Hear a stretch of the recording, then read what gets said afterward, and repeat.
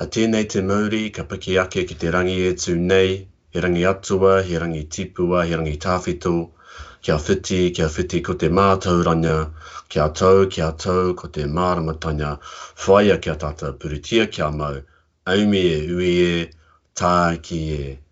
Kia ora tātou, ko Johnson Witehira Māua, ko Keita Twist tēnei. My name is Johnson Witehira, I'm from IDIA. I'll be co-hosting this alongside Keita Twist, also from IDIA. What I just opened our Indigenising Design hui with was a karakia, which is loosely translated as a blessing or incantation into English. For us Māori, we like to start important meetings with these to help set the tone, but also to acknowledge any significant speakers or people who are part of the meetings we're having. And we've got some pretty significant people on this chat tonight. So welcome all to be on this.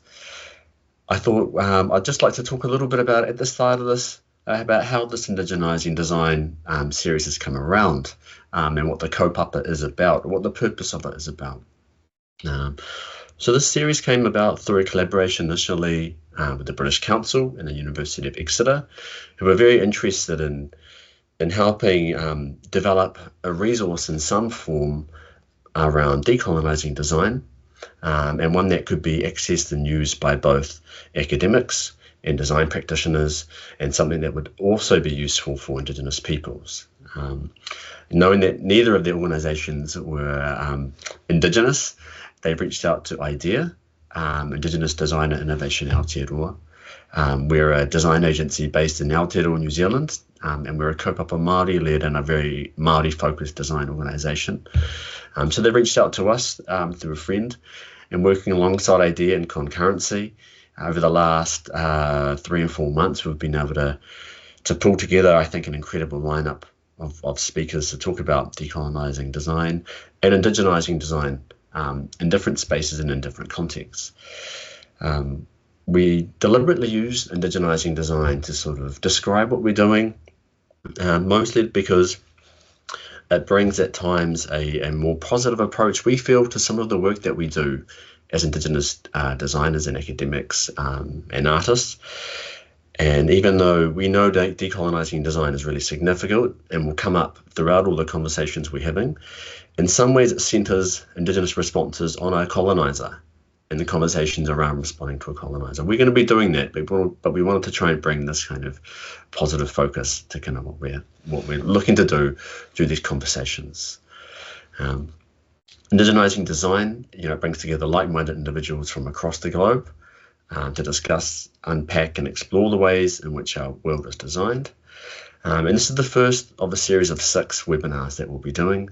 And in this first one, we're going to be exploring and unpacking how Indigenising design and Indigenous approaches to physical spaces can help change these physical spaces and make them better for Indigenous peoples and non-Indigenous peoples, I think. Just, I guess, thinking about this and looking to how we've described this, and what some of you may have already seen before joining this. We describe this around our relationship with the natural environment and how it shapes and informs how we create the built environment.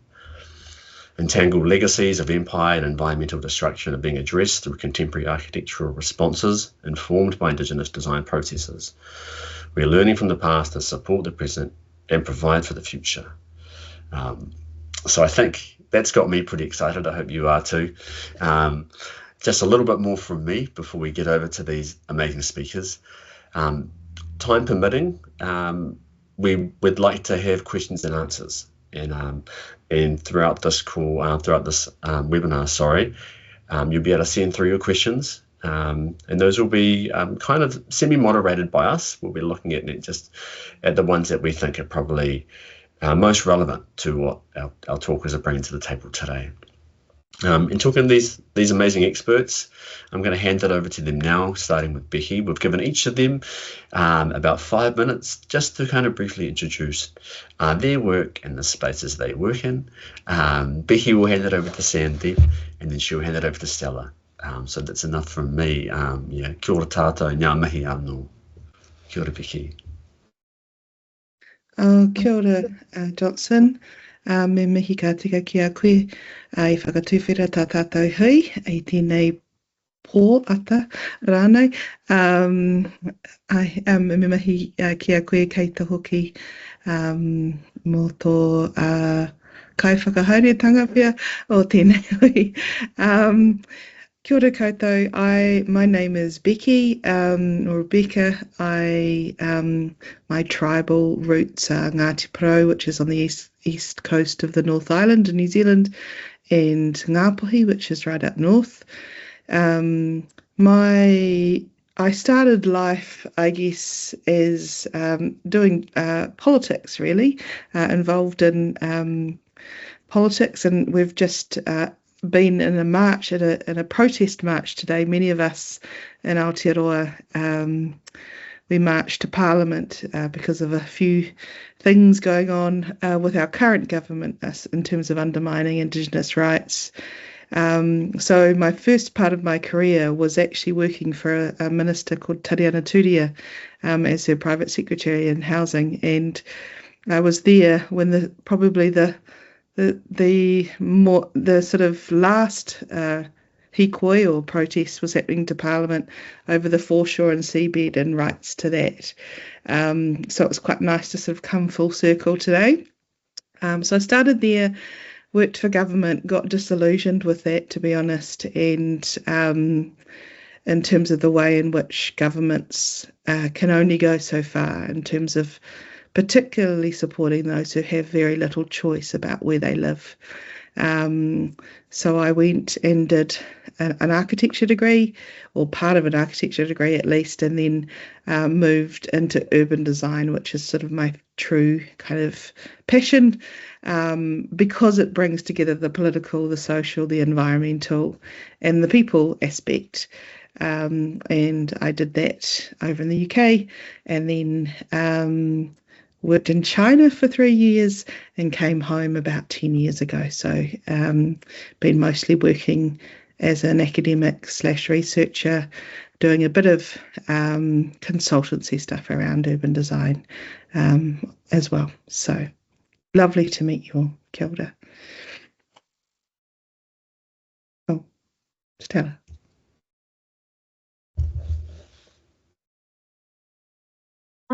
Hello, everyone. After Becky's introduction, I should have done a short course on Maori, and then I would have said hello to you in Maori. So instead, I'll say hello to you in Kiswahili, habari yenu, which means hello. Yeah, my name is Stella Mutegi. I am an architect based in Nairobi, Kenya. This is on the East African coast. I run a firm called Cave Bureau alongside a gentleman called Kabage Karanja, who's also an architect.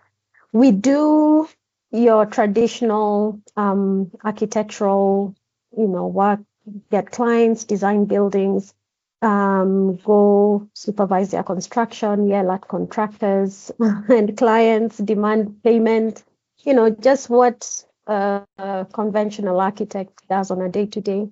But we found ourselves also gravitating towards the problems that have been brought about by architecture, the construction industry.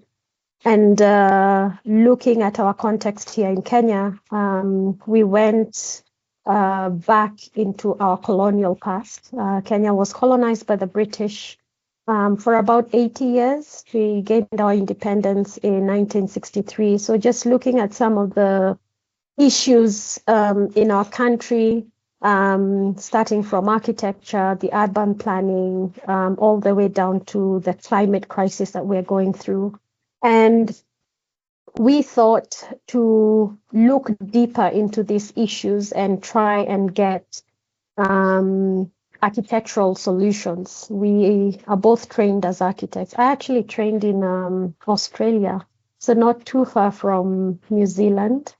And we gravitate towards caves We go to places these caves, look for the community that lives around these caves, and sit with them and listen to the issues that they face, and then go back into the history of these caves to sort of understand what is going on, and how these issues have come about.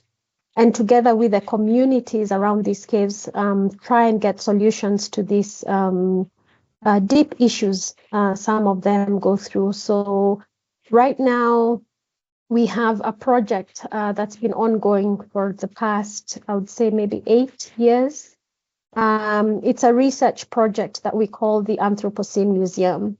And the Anthropocene Museum has largely been a roaming museum. It's been around the world. It's been housed in museums. But recently, this year, last year, we grounded it. We found a home for the Anthropocene Museum in the Rift Valley, in a place called Suswa. And maybe later on, I will talk a bit more about the project that we are doing there, and how we are working with the Indigenous community around the Suswa caves, and addressing some of the issues that they are going through. Yeah, but really looking forward to having a rich conversation and hearing what everybody will come up with and ask. Thank you.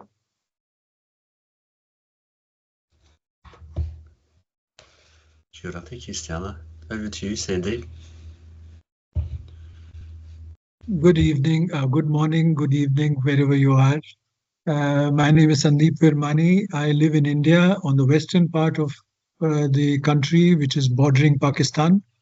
It's an arid area. As a young architect, when I just graduated, I was extremely influenced by Mahatma Gandhi. And Gandhi had said that India lives in the villages. So I gravitated into the villages, and I have since the last 35 years really enjoyed working with nature-based communities. Communities that have understood an ecological principle, developed a scientific understanding around it, and then developed it into a sustainable practice. So I have worked on water management, on crop seed biodiversity, on pastoralism, on reviving broken ecologies with these communities, and of course on housing and infrastructure.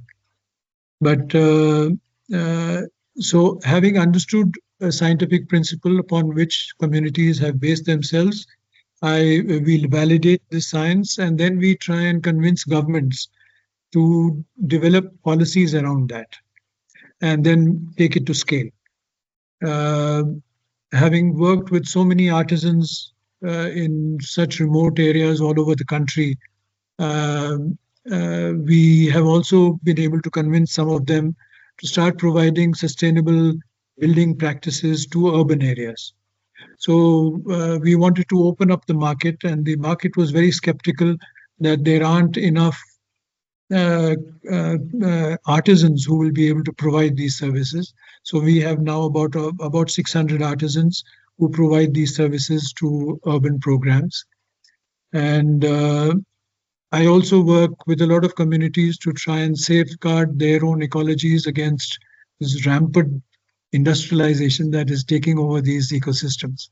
So we go to a court, we take these industries to court. Every year we take at least 3 or 4 industries to court. So that's broadly the work I do.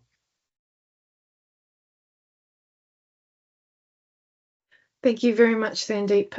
Also, Becky and Stella, what a fantastic introductions you've given us, and given us lots to think about and start our kōrero, our conversation. So thinking about your introductions, Becky, I'm going to pose the question with you. So today we had, in Aotearoa in New Zealand, we had, in Whanganui-a-Tara, Wellington, we had the culmination of the hikoi, which started right at the top of the North Island and walked its way down through, coming through all of our cities, picking up supporters as they came through. And one of the things that you talked about in your introduction was, you really enjoy the political, social, and people. Now, I feel like today was the culmination of all of those things for you.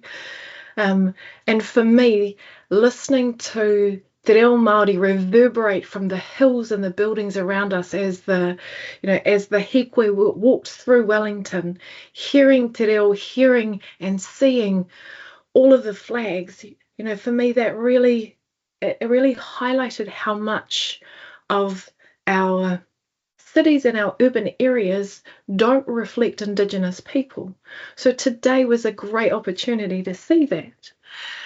And so a question for you is, if we think about colonisation and we understand that colonisation sought to change everything about the Indigenous people, to reshape us to better fit those who had come to stay, thinking about the work that you do and the work that you have been doing, what has been the most impactful change that you've been able to make on the effects of colonisation using some Indigenous design practices or ways of thinking? Yeah, thanks for that, Keita. It was pretty remarkable today. And just for sort of a little bit more context for those overseas, this was probably one of the biggest protest marches in Wellington ever in the country's history, according to some accounts. So it was pretty big, and I think one of the things that made it big and that people talked a lot about is that non-Māori and Māori came on this march, and so it was quite something to behold. It was went for hours. And I guess if I reflect on why people were there and the way in which colonisation has kind of created these calls to come together in unity to respond against something. I guess my work has really tried to think about the ways in which we can reframe urban settings and I guess in ways that are not just symbolic, which today was a sort of symbolic and actual protest, but how do we fundamentally change the environment that we live in, particularly in urban settings? And my work has probably been not particularly standard in terms of design practice, although hearing that the introductions of the others, their bios are not standard either in terms of architecture, where I guess I've used critique and words to get people to think about the ways in which design thinking might transform our lives. And that's been through things like opinion pieces, calling out the fact that that the way we, for example, think about heritage in Aotearoa is very much about the sort of the built form, and that thinking about heritage in terms of built form is actually a proxy for colonial heritage, because much of the Māori built form that we would have had is no longer there. And so built form, heritage equals colonial heritage. But we've got a sort of more expansive understanding of heritage, which is much more about green, natural, environmental infrastructure heritage, which is not that well reflected in the way our local councils and governments think about those things. I think the other it's interesting hearing Johnson's introduction and this sort of, I guess, this tension between decolonisation and re-indigenisation. And a few years ago, we did a project with the local tribe, one of the local tribes here called Ngāti Toa, who own the haka. If you've heard the very famous New Zealand haka, own is slightly the wrong word, but you get the sense. Where we started to think about what might a decolonised city look like, and we went back and forth about what word to use. Do we use decolonisation? Do we use re-indigenisation? And we landed in that particular project on decolonisation because we felt that there was a lot of unpacking that needed to happen first in Porirua in order to sort of move on to the re-indigenisation space. So I guess my work has really been about critiquing the dominant norms in our society, and that comes out in very subtle ways. It comes out in the fact that there are still not as many Māori in design roles as there should be, in my opinion. And there's not that many Māori in decision-making positions when it comes to city making or shaping. Yeah. Thank you very much, Kari. That was a really, really awesome explanation or unpacking that question. You said something in that I quite liked, that all of our speakers haven't taken a standard design approach, which is absolutely why we've invited you to this kōrero, because our standard design approach is a Western design approach, and we're looking at Indigenous. So, yay, that's awesome. All right, thinking about the question that I posed to Becky, I'm going to throw the mic now over towards Stella and Sandeep. Maybe we'll start with Stella. Is there anything that you'd like to add to what Becky said?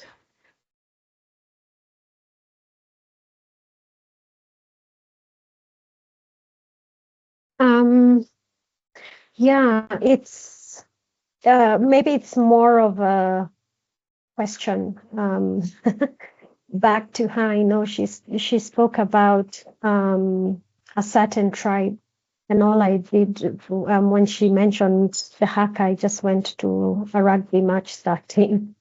But I guess my question is to her, back to her, I suppose, is how more effectively we can hear the Indigenous people, come through design of cities and in urban planning. How much more effectively? Because I guess it's one of the questions we're battling with our research, is how to even convince them, because I think Indigenous knowledge has really been erased and eroded.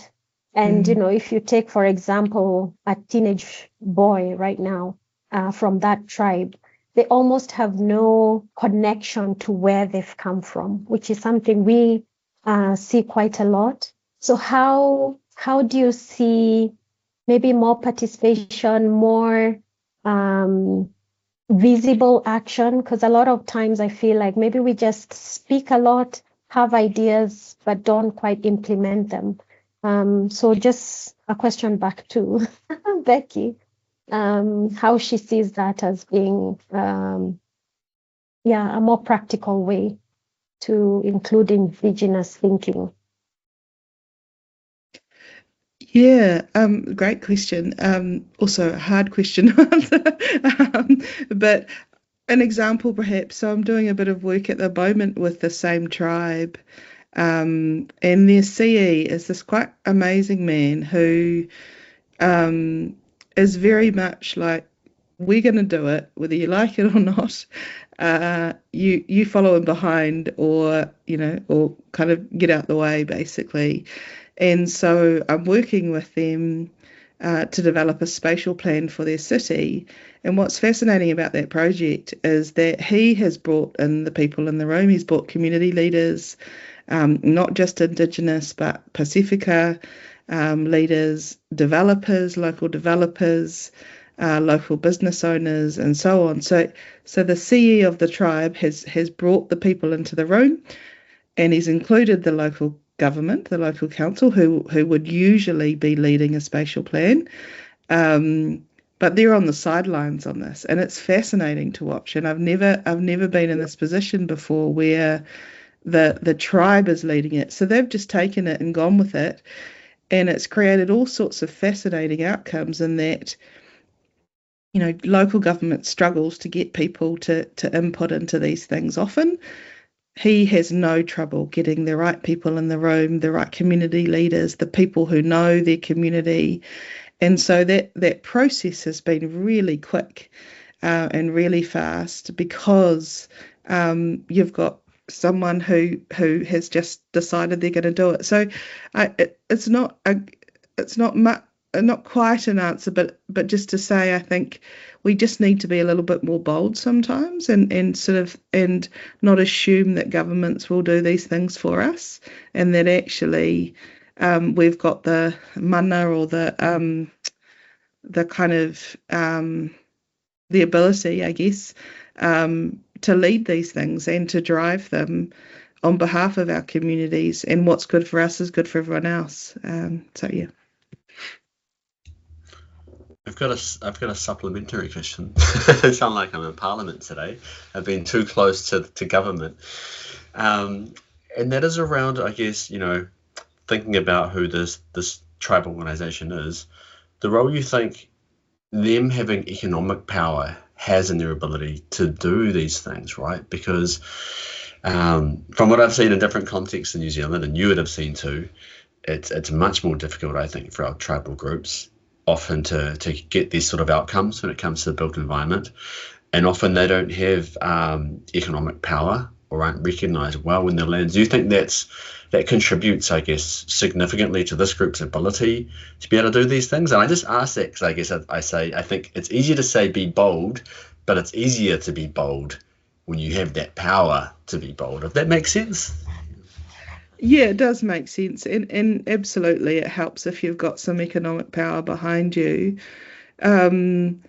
But I don't think it's everything, and the way I see him build relationships beyond the ones that you might expect. So, for example, he's built really good relationships with developers, you know, and they're not a group that perhaps you might initially think of when you think about, you know, social and cultural, you know, advancement. But he's got them right, you know, he's got them as buddies right in the room, so that they're part of those conversations, because they're the ones that can do that. And they don't have a heap of money, but what they're trying to do is try to kind of leverage everyone else's money as well, to make these things happen. So we're at the sort of planning stages of this project, but what's fascinating is local government's getting very upset with the whole thing because they're not leading it. So when you upset local government, I think you realise you're onto a good thing.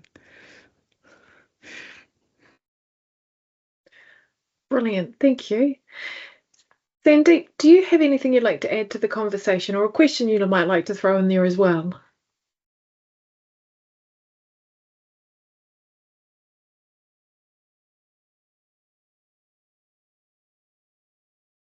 Sandeep, you're on mute at the moment, my friend. Sorry. So I think the way communities think is very different from the way we in urban areas look at issues.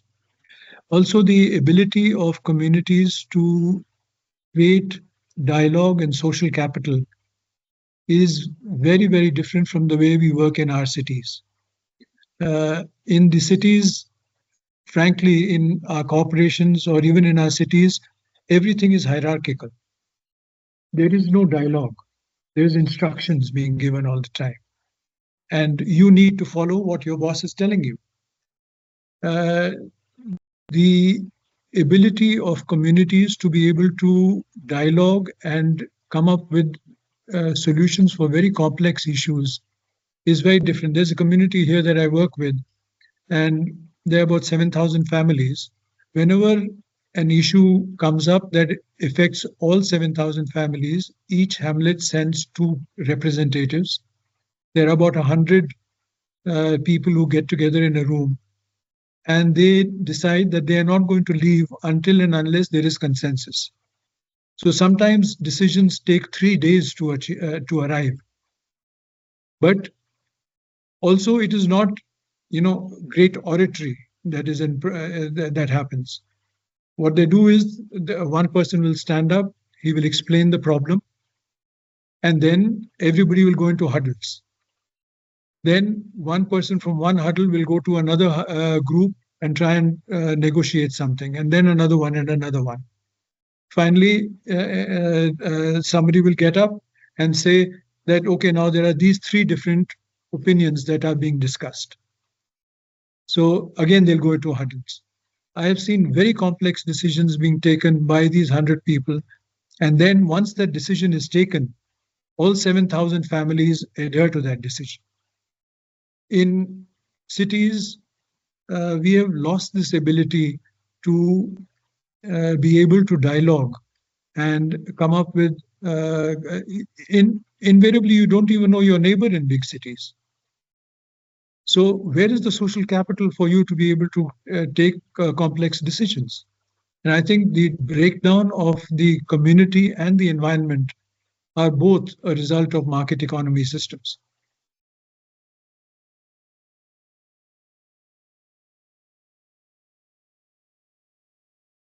That was a fantastic response. Thank you very much, Sandeep. Really, really appreciate that kōrero. I think we're going to move to our next question now, which I'm going to hand across back to Johnson. Yeah, thank you, Keita. I just want to say that it was really fascinating, Sandeep, from a Māori perspective. It reminds me of the ways in which our communities get together to make decisions, and sometimes they might go into a meeting and it might take half a day or it might take 3 days. And in a similar way, we talk about our Māori communities using time to meet our ends, not time, us being beholden to time in a capitalism kind of way. It's compartmentalized, and we have to get to the end of the meeting at 3 hours and make decisions. If it takes 3 days, it takes 3 days. And it was really fascinating hearing you talk about that. Well, this next question, we're going heading back over to you, Stella.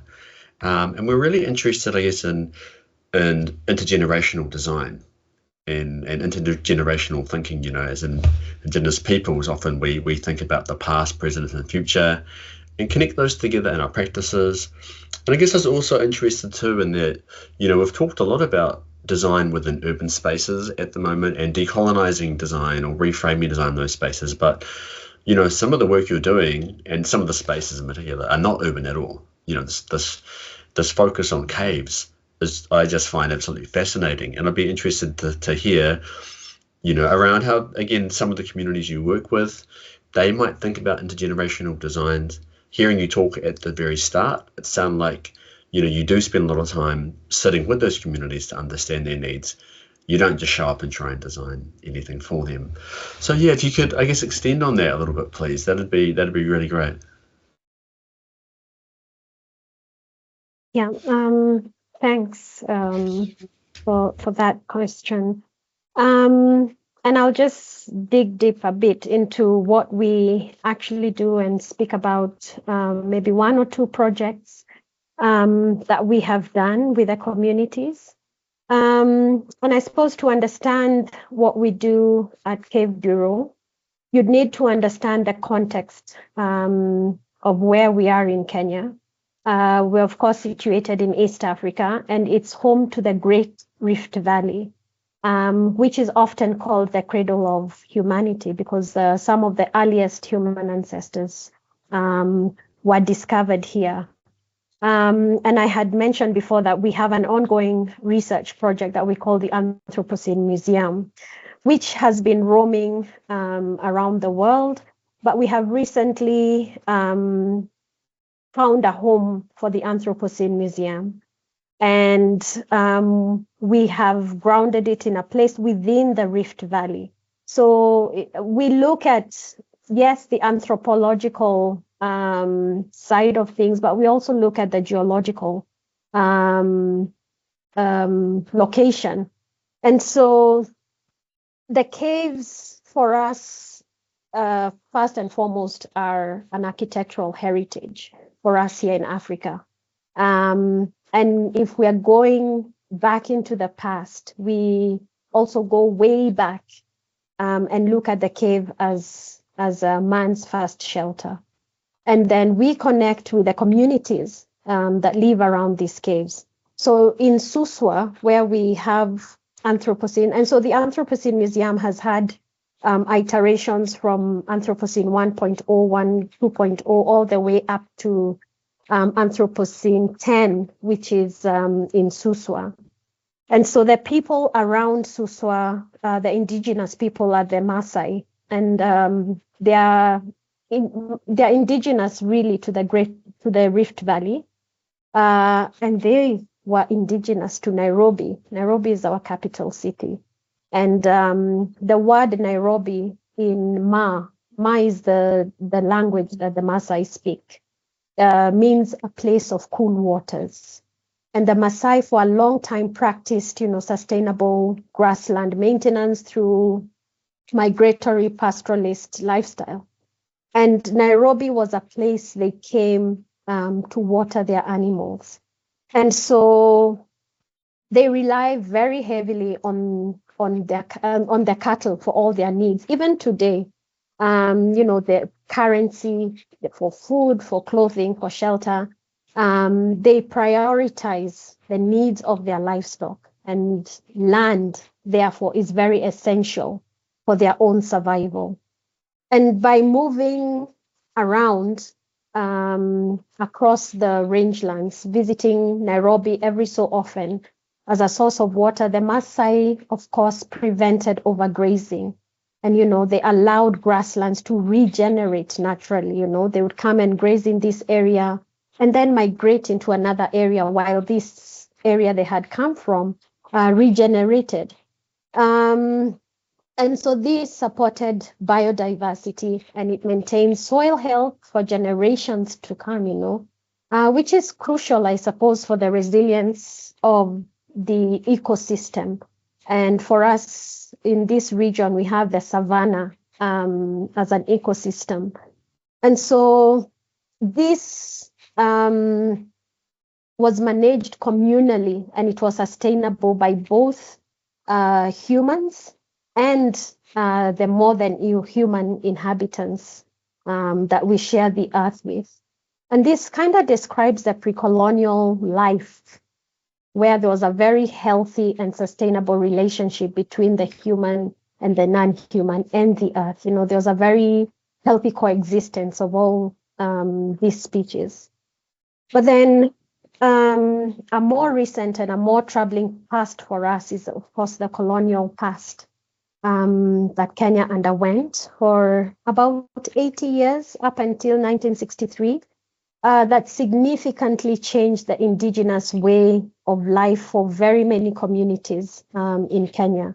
So pastoralist and agricultural practices were viewed as backward. And of course, they were troublesome and disruptive to the capitalistic and extractive pursuits of the colonizers. And they viewed land as a resource to extract, to exploit, to commodify, rather than recognizing, the depth of ecological understanding, sustainable agriculture, communal system that had allowed the indigenous people, to flourish for very many generations. And so the rapid industrialization and modernization of Kenya widened the gap between communities such as the Maasai and the changing nation. This place that they came to, for example, Nairobi, the place of cool waters, is now a mega city, And unfortunately, this legacy continues today. Value has been placed on further privatizing communal lands, and as a result, there's disregard for indigenous practices, where the Maasai could have, for example, roamed freely. Now you find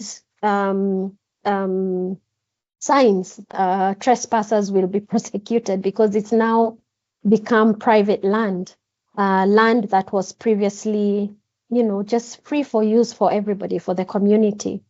And so the disregard of these indigenous practices has then led to a continued degradation of grasslands that had previously acted as carbon sinks, causing this has caused, of course, rapid desertification.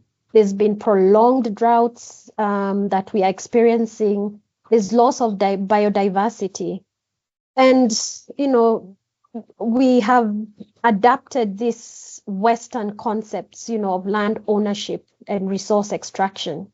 And in a way then eroded the systems that have preserved the biodiversity and ecological balance that was there before.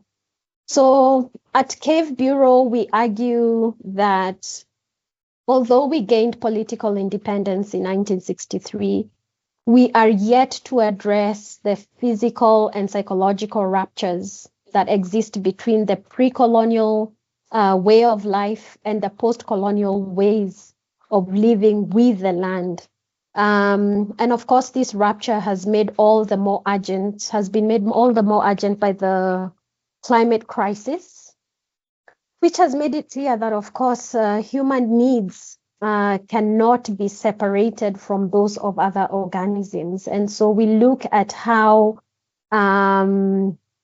we can live better with the land. So we advocate for, reparative agency to be restored to the land, and as well as to marginalized and indigenous communities, such as the Maasai. And so our work may seem a bit of a radical approach to a more than human design, but I think at this point where we are at, we need to be radical to address these issues, So for example, in 2021, we had a project that we call the Cow Corridor, which was a self-initiated project that proposed an establishment of a network of grazing zones and watering zones in the center of Nairobi. So at the time we were proposing this project, the government was putting up a 27-kilometer expressway. And we provocatively took over the expressway, of course, in our renders, not in otherwise would be in jail right now. But so we covered the expressway in our renders with grass, and we had giraffes grazing on the expressway, and thus turning that vehicular infrastructure into a nature corridor. And so our proposal was that it would improve the land quality and biodiversity within the city. And it would also restore the indigenous pastoral roots of the Maasai people that were obstructed since the colonial era. And, in as much as we may say, we are a city, we are modern and all that, today, if you come to Nairobi, the Maasai will still bring their cattle into the city. So there are many instances you're in traffic and there's cows in traffic with you, they're trying to get across the highway to derelict pieces of land where they can eat and graze there. So back to Suswa. So that's a way of how we look at decolonizing and bringing back indigenous ways of life. So back in Suswa, we have also taken out a long-term lease of 100 acres from the community. And we are using this to test steam harvesters. And this is an indigenous Maasai technology for collecting water from geothermal vents. So around Suswa, the land there is very rich in geothermal activity. And so the Maasai would tap the steam and convert that into water. And so we are experimenting in being able to get greater amounts, because currently what they're doing with the small indigenous knowledge is they're only able to get enough water for each household. So it's not enough to, for example, water their animals. So they still have to walk long distances to look for pasture and water for their animals. So we are developing these steam harvesters closely with the Maasai and using their indigenous knowledge, as well, of course, as the knowledge of specific specialists, geologists, hydrologists, to see how we can get greater amounts that not just benefit households, but benefit the environment and the ecosystem.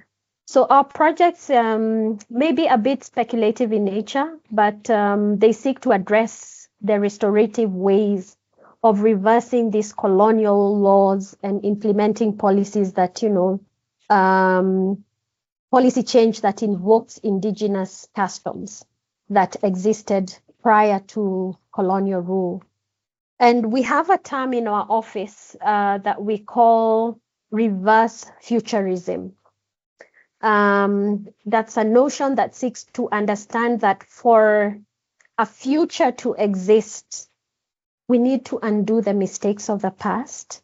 And in this sense, our work then advocates for conceptual, imaginary leaps as much as it does for legislative changes or new architectural realities that incorporate indigenous ways of thinking. And so despite these problems that have been largely caused by humans, we also believe that we possess the capacity to envision solutions. But to avoid repeating these anthropocentric attitudes, a multi-species, sort of perspective is needed. We need to go back to these indigenous ways where it wasn't just, the human being lord over all. For example, the what I had talked about before, the Maasai knew we need to regenerate this area that we have grazed and go to another place, This is having a mind that other species need to coexist with us, So we've set aside human-centered design, and we are learning from indigenous practices that respect the land and its multi-species as partners in envisioning what the future is. So for this project in Suswa, for example, we have called it reversing water scarcity, which was not there. So it's just going back and back to the phrase I talked about, reverse futurism. Yeah, in a nutshell. I took a lot of notes, Stella. There was so many amazing things you said and talked about the ways in which we need to shift and change these approaches. I had a little laugh to myself when I heard you say some of these seems like radical approaches, when to us, a return to the past is not necessarily radical, but in the world we live in, there's this idea that new is good, that new is progressive, right? And I know in a Māori context, it's a reason that for a long time ago, some of our lead artists stopped using the word traditional to describe our arts and started to use the word customary, because traditional seemed to trap us in the past, whereas customary simply denotes a practice we did in the past and we continue to do now. It's not old, it's not new, it's just something that we continue to do. I'd love to ask you a lot more questions. I can see Sandeep's got his hand up, and I'm really keen to hear your thoughts, Sandeep, on what Stella shared with us just now. No, I completely resonate with Stella on especially the Maasais. I had the opportunity to spend 1 week with the Maasais about 25 years ago. And that was fascinating. That experience I can never forget.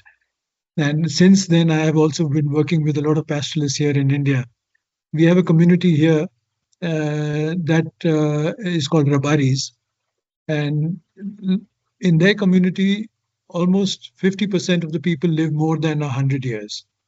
So I was talking to one woman who was 106 years old, and I said, "What is the secret behind your long life?" And she said, "It's very simple. We do three things. One, I have walked for 40 kilometers a day for 40 years of my life. So I'm very healthy because of that. Second, we eat absolutely pure food. We drink the milk of our animals, and these animals eat so many different types of grasses that all that nutrition comes into our bodies. And third, we are so busy roaming in the forests, we don't have any time for politics. So that's the reason why we live more than 100 years." But having said that, we work with a community that works with breeds buffaloes. And I remember when I told the Maasais that we milk our buffaloes, they were absolutely shocked, because for them buffaloes are always in the wild. Yeah, and we managed to, and because this is an arid area, these buffaloes graze in the nights, and they form their own herds and go on their own into the wild. They traverse almost 15, 20 kilometers and then come back in the morning. And because of that, they have developed a drought-proof gene. And the breeders in this community are called bhagyas, who then make sure, if there are 2 or 3 droughts and a particular buffalo survives those droughts with very little food, then they take that animal forward genetically. And that's how they convert their herds. So we managed to get the government, we have the Animal Genetic Resources Department, and they normally have been giving recognition only to scientists who breed hybrid animals. So we convinced them that, look, here is a wonderful breed. It's a buffalo that lives in the arid areas, has got a drought-proof gene in it. So they agreed, they changed their formats, they studied the animal for 2 years. And then for the first time, a community was given the recognition that they have bred a very resilient animal. And after that, now they're on a mission mode. In India, we have helped them identify more than 47 such animals. It's really fascinating.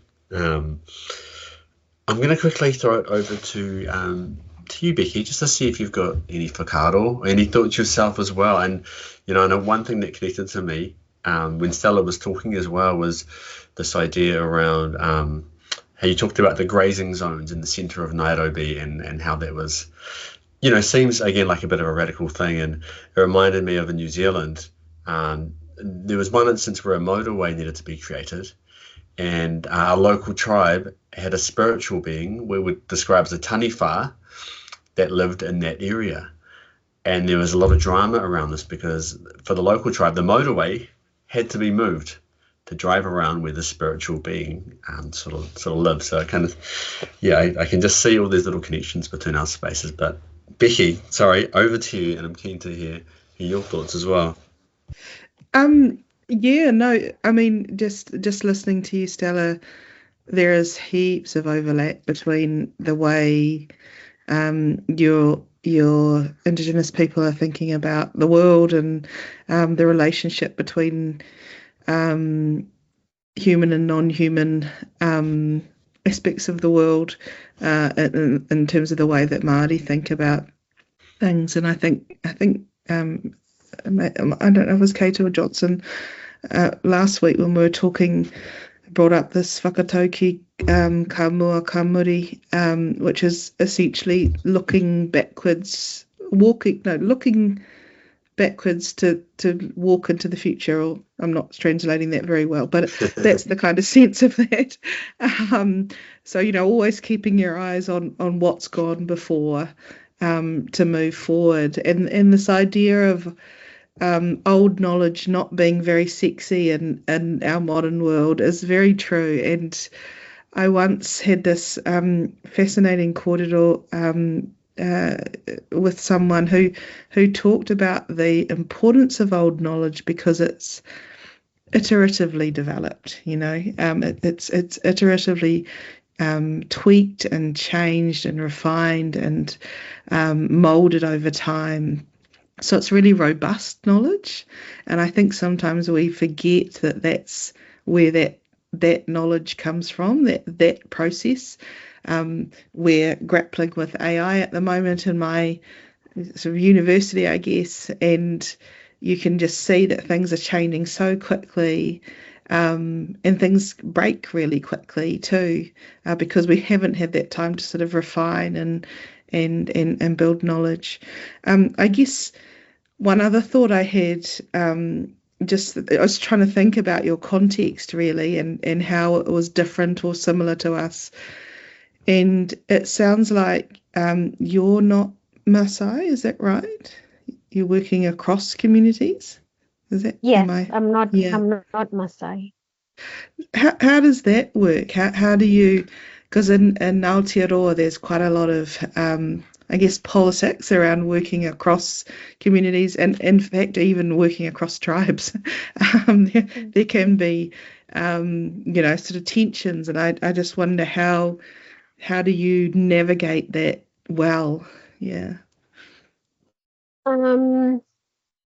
I suppose the Maasai have stood out because despite everything that's happened, colonialization, industrialization, urbanization, modernization, they seem to still keep their indigenous way of life. They still dress indigenously.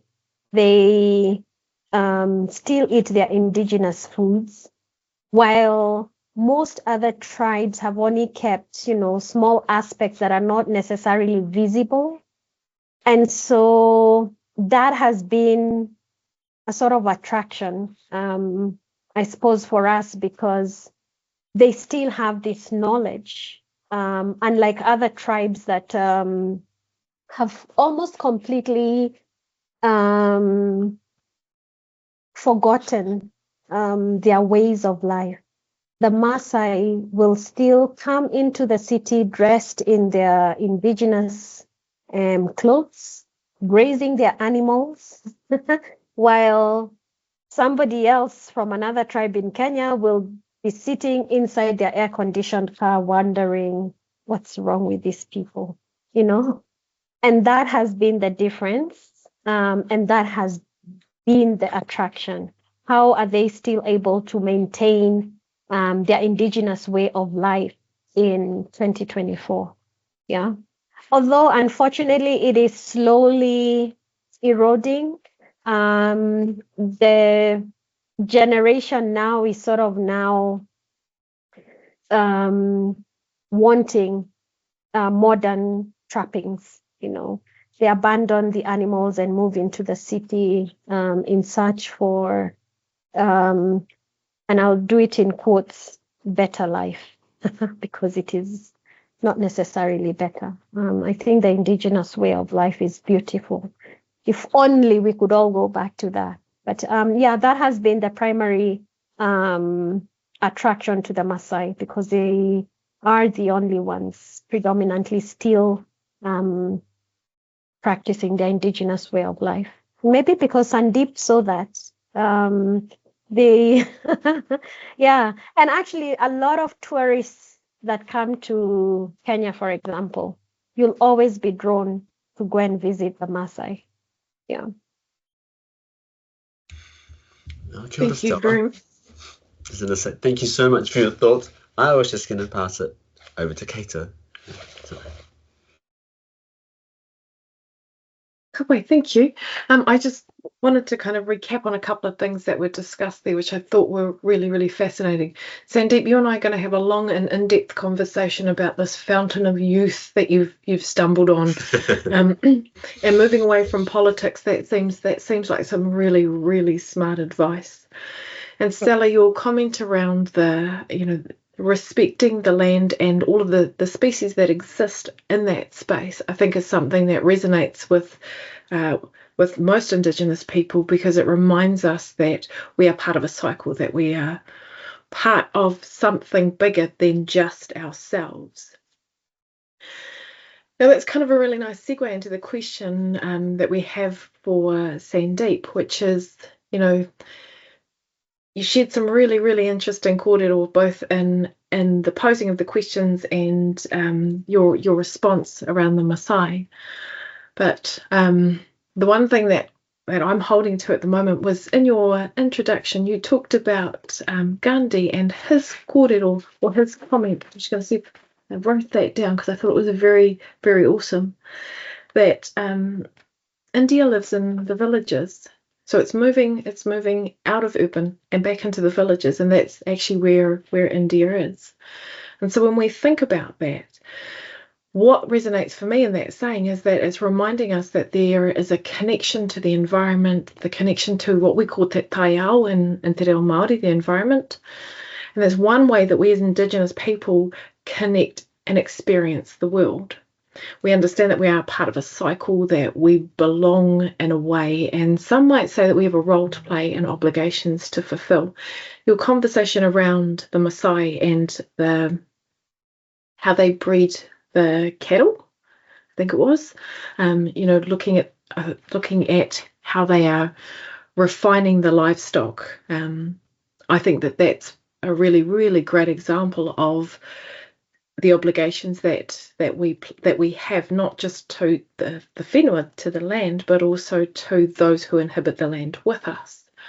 So thinking about that, how is your connection to the environment and other Indigenous ways that people move through the world help to shape other pieces of work that you've done, or how you've approached the work that you've done?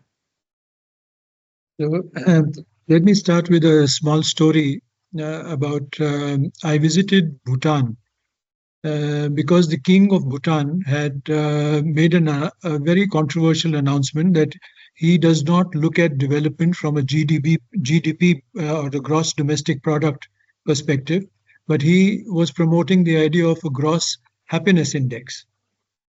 So I and a colleague of mine, we went to Bhutan to talk to common people as to what do they understand by happiness. And we were in the Phobjika Valley, and that's where the cranes from Tibet, the blackneck crane, come to the Phobjika Valley to breed over there. And early in the morning, at about 4 o'clock, I was walking in the direction of the sound of the cranes, and I heard a thumping sound with a lot of people singing a song. So I was very curious as to why at 4 o'clock in the morning some people are singing a song. So I went in that direction, and I found a lot of artisans on top of a wall, ramming or making a rammed earth wall, and all singing to a song and doing it in unison. So when they came down for Emadatsi, there was an old woman over there who was making a snack for everyone. So I asked them that, what are you doing so early in the morning making a house over here? So they said that from 4 to about 7 or 8 in the morning, we go and we come here and help this lady make her house because she can't afford to pay to make her own house. And then we go and do our regular work. And as artisans, it is our responsibility to make sure and see that everybody has a house in our village. So I said that, does that give you happiness? So he says, yes, it is very different. When you work for yourself, there is a certain satisfaction that you get. But when you work for somebody else, then the quality of bliss that you feel is very different from when you're only working for yourself. And when we as a community of artisans are able to go and tell the world that in our village, everybody has a good house, it makes us feel very proud. So, these were the kind of stories that tells us, and this is not just in Bhutan. I've worked with so many tribal communities, so many other communities all over the Southeast Asia, right up to Indonesia. And everywhere they have a concept of working for somebody else that gives you a great satisfaction. And so there was a tribal community here.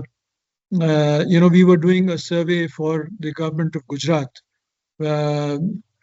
because India is one of the world's largest social housing programs. And unfortunately, for the last 20, 30 years, they have been promoting only concrete and brick as the way to build. And so when we studied just one state, the different types of housing that people live in, just 2 rooms, a veranda, and a kitchen, there were 250 different ways that people built that structure. So we went and told the government that, look, there's such huge diversity based on the local ecology, the local ways, or the local materials, the local artisanship, the local culture. Why are you making everything uniform in concrete and brick? So they said that that's the only material that is strong. Making in bamboos or making in mud is making weak houses. So we said, okay, if we are able to show you that these will last longer than concrete, then would you accept it? So they said, yes, we'll set up a technical committee. And so there was this Gracia Bhil community, and they have a culture where they again make rammed earth walls from soil taken from their own farms. And it's a gable end wall, so it's about 25 feet high. And that area has a lot of rainfall. So they protect the wall for about 1 or 2 years, and then they open it up. So I said that you have such a big wall on which there's so much of rain, wind, sun. Why doesn't it erode? So they said that over time the wall becomes stronger. So we took a sample of that soil and tested it, and it turned out to be laterite soil. And laterite, once pulled out of the soil of the ground, starts oxygenating and it forms iron hydroxides. And these iron hydroxides are actually binding agents. So they bind the soil particles together, and actually it starts becoming laterite stone. So houses which are, say, about 70 or 80 years old are as strong as stone. So we took this to the technical committee, and we said that, look, most buildings that we make actually start becoming weaker over time. Here is a tradition where they have been able to find a scientific principle of their soil that makes a house stronger and stronger over time. Finally, it was passed, and about 400 houses were built like that. Then we went and took this same arrangement to the government of India. And in 17 states, now bamboo, mud, stone, wood, various different ways of building have now been recognized as official parts of the government mandate. And so the unfortunate part is that our engineers are not trained in these materials. They are only trained in concrete and bricks. So they discourage the villages from using their traditional materials. So, but having said this, we have been also promoting the idea that you don't need engineers to supervise your programs. You can have traditional artisans do the supervision for the housing programs that you do. So in Bihar, which is a state where there's a lot of bamboo and a lot of wonderful bamboo housing is done, we had 800 bamboo artisans who became the supervisors in the government, and they built more than 200,000 houses. So these are the things that we are trying to now promote with the government, that there are very important ways of building that we need to recognize. That's a fantastic example, Sandeep. Thank you very much. I love the idea that you have these 2 rooms, a kitchen, and a veranda, and there are 250 ways that you can put that together, right? And in our cities, we're saying, so here is the box in which we live, and this is what it looks like. And also, really, I was really inspired by the story where you talked about concrete being strong, but as it gets older, it gets weaker. Whereas the materials that Indigenous people are using, if you protect it for a couple of years, it actually gets stronger. It's really, really fascinating. Thank you very much. Before I flick across to the other two panelists, I just want to put in a shout out for our questions. If you have any questions that you would like our panelists to respond to, or if there's a follow-up question based on some of the information that they've shared today, now is a good time to do that. We have a little bit of time left, so we do have time for some questions. So pop those in. There's a question and answer tab right at the very top of your screen, next to the chat button, which I can also see some of you are using, which is fantastic. Pop your question in there and we'll curate those and come back to you. All right. Sorry about the segue, team.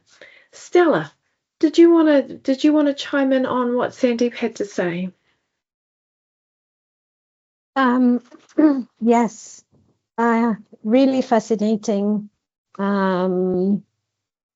Description of how indigenous ways of life, or for Sandeep's case, construction methods, are oftentimes disregarded as not progressive, as not modern. And it reminded me actually of a story I had. This lady was speaking about growing up in rural Kenya, the western part of Kenya. And she remembers her grandmother's hut. And traditionally, this would be a mud structure, with timber as the substructure, and then you would use mud mixed with ash and cow dung to plaster the walls and then make that weather-tight structure.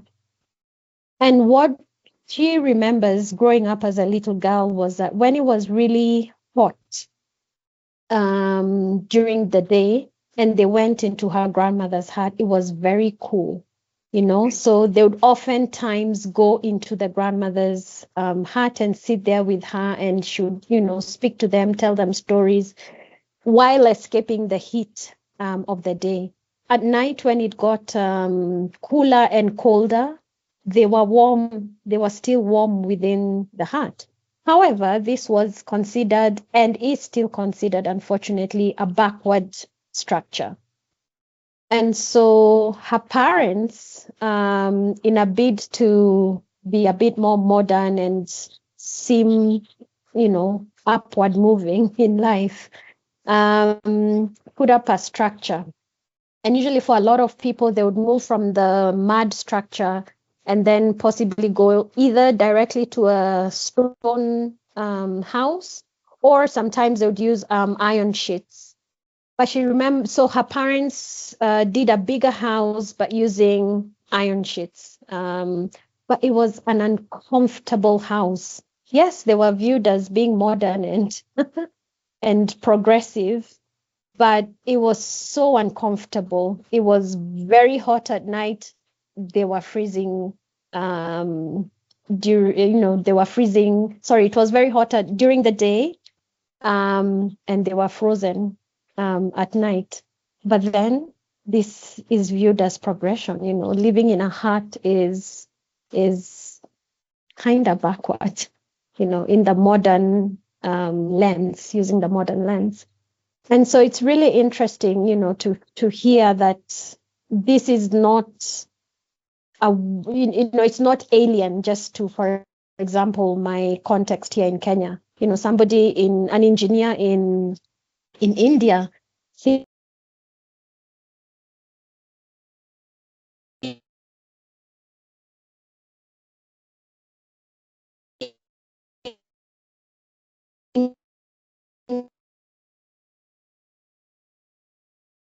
I think we may have lost Stella there.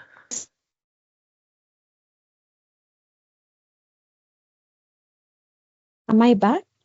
You're back. Welcome Hello. back. Okay, I'm back. Sorry, so you lost me. I don't know what I was rambling on. You were talking about an engineer, so engineers in Kenya, and then we kind of lost you. Oh, okay. I was actually speaking about the engineers in India who thought, concrete is best. Whereas the indigenous non-degree holder engineer that's doing the traditional or indigenous way has actually the house that is not going to erode, or it actually gets stronger with age. So yeah, we really have a lot to learn from these indigenous practices. I think they had it right, and we've had a long period of ignoring indigenous ways in favor of what we perceive as modern and progressive. And I think we now need to embrace these practices and use them because they work. What we are doing right now is not really working, and we are struggling to find solutions, yet they had the solution all along. Yeah, so thanks for that, Sandeep. It's really inspiring. Brilliant. Thank you very much, Stella. That was a really awesome add-in for what Sandeep had to say. Something else that Sandeep highlighted, which I really liked, was gross happiness indexed. What a fantastic way to live. And your kōrero or your comments around the 4 a.m. to 7 a.m. working for other people, and a reminder that working for yourself is fulfilling, but working for others in service of others brings blissfulness and pride, right? And it's something that you feel like you can connect to. So that's really awesome. Becky, I'm going to throw it to you to see if there's anything that you'd like to add into what Sandeep and Stella have shared with us just before we wrap up. Oh, yeah, no, that's fascinating. It makes me think of a couple of things, and I'm doing a project at the moment with a group called the Māori Women's Welfare League, and they're a group that have been around for a long time in New Zealand. Again, a political group, but they're also they were set up when Māori were urbanised post the Second World War as a way of providing support, health and so on for Māori women around the country. And they've stayed alive and strong for many years, and they're still going strong today. And so the project I'm doing is actually kind of facilitating a co-design process between them and the Building Research Association of New Zealand, and they have a house, a whare in Wellington here, that's cold, and it's a colonial villa, ironically. It's cold and damp, and so the process is to facilitate this co-design process to redevelop their house, and drawing on the science of the building scientists, and drawing on the Indigenous knowledge of the Māori Women's Welfare League. And one of the really interesting things that we've talked a lot about is materials. So similar kind of thought, really, slightly different context. And in the old days, we would use, or pre-colonisation, we would use a plant called raupo to insulate our houses, and it was apparently an amazing insulator. It kept houses really warm, and when Europeans came, they saw it as a fire risk, and they eventually kind of outlawed it in the sort of building regulations a few years later. But even before that, they would build their villas just like they built in Britain. And so what you'd get is these very cold, wooden villas that often put their bathrooms in the sunniest spot because they forgot that the sun sort of rises in the east and goes around the sort of north side in Aotearoa, not the south side as in the northern hemisphere. And so some of our old houses, you will get the bathrooms in the best spots and the sunniest spots, and because we're after the sun in Aotearoa. Perhaps in other countries you're trying to get away from the sun, but we want it. And then the lounge on the cold sides. So that project is all about trying to redevelop this, architecturally redevelop this house, but use it as a testing ground to try to reclaim some of these traditional methods and materials of that we would use to build whare. And the great thing is we've got brands, the Building Research Association on board, who are the sort of the testers of materials in this country. So that's an interesting project. But just thinking about that broader question about te taia or the environment, I guess the other thing that I would say is I think in our Aotearoa context, we've actually privileged, again, the built form too much. So there's an order of things, right? There's a hierarchy, and Papatuanuku, which is Mother Earth, I guess, sits at the base of that hierarchy. And so if you kind of, you want her to be alive and sustaining and vital for eons, and the next layers is a sort of, public space and streets and blocks and buildings are kind of right up here in terms of order of importance. And I think in our context here in Aotearoa, we pay a lot of attention to buildings and far less attention to the sort of to Papatuanuku, the Mother Earth that sort of sits underneath all of that. So I think we need to reframe our priorities and remember there's a hierarchy, and that it's not the buildings that matter most. So kia ora. That is an awesome comment to end on, Becky. It's not the buildings that matter. Right. Thank you very, very much. We are 2 minutes away from end of time, so I think what we're going to do is probably wrap our session up.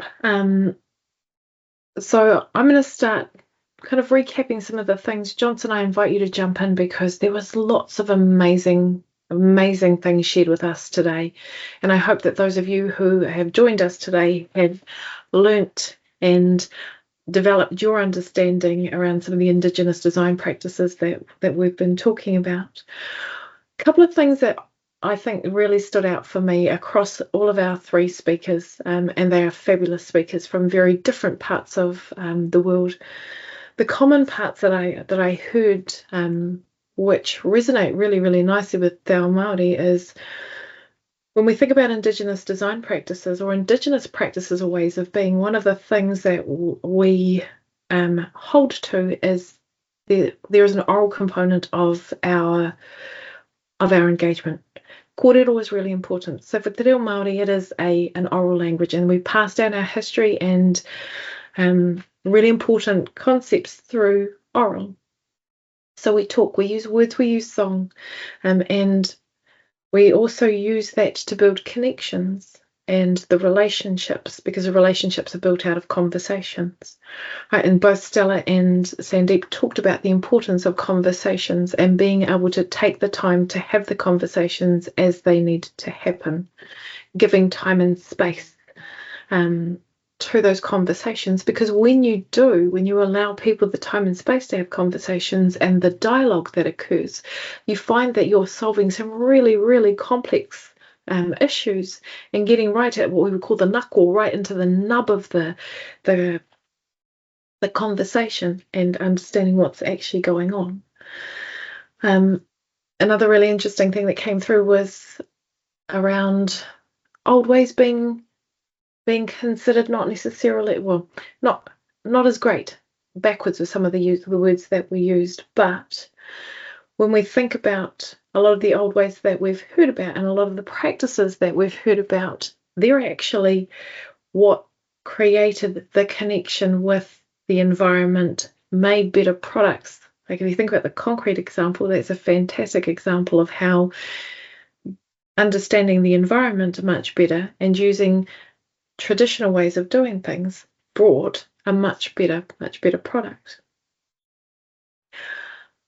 The other part was around understanding your role and your part in the, what we probably call the ecosystem, the environment, the world that you exist in, recognizing that you are one part of a very large cycle. And Stella talked about the need to make sure that we are reconnecting with the land and also ensuring that those on the land with us are looked after, because when we look after them, we look after the land and they then look after us.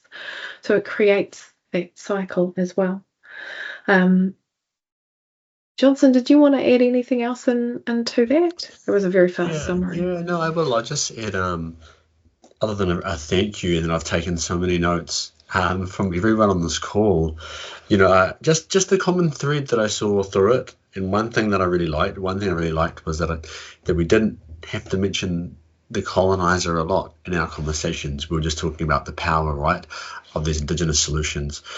But one thing that came up a bit across everyone speaking here was this, and it's very frustrating for us, it's this need for us to validate Indigenous knowledge against Western knowledge for us to be able to use it. And it's so frustrating and it's just such a pain. But I'm really looking forward to us being able to collaborate on that, because we've all done it in different ways, and hearing, Stella talk about it and hearing Sandeep talk about it in those different contexts, I can really see the ways in which we can kind of superpower each other as we have to work with, I made a little note there, as we kind of collaborate on this, but how we meet this kind of challenge around both the colonial and contemporary approaches. It's not just colonialism that we're trying to kind of push back against. It's against contemporary approaches, which are seen better simply because they're new, not because they're better. So, yeah, I just wanted to say thanks again. This has just been such a fascinating evening for me, morning for some of you. Thank you very much, Johnson.